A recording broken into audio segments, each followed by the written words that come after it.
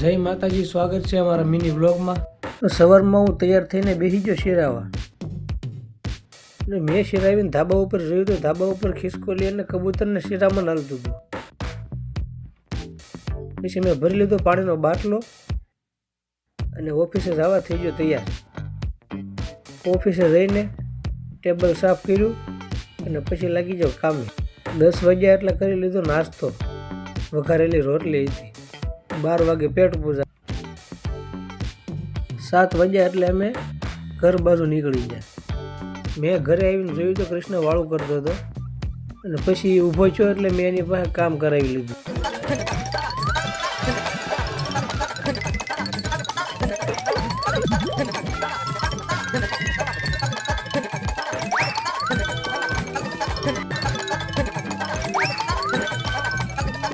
પછી મેં કરી લીધા દૂધ દીવા।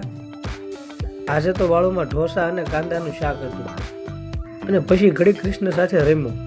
તમે આ વિડીયો ઇન્સ્ટામાં જોતા હોય તો આઈડીને ફોલો કરજો, અને યુટ્યુબમાં જોતા હોય તો ચેનલને સબસ્ક્રાઈબ કરવાનું ભૂલતા નહીં। જય દ્વારકાધીશ।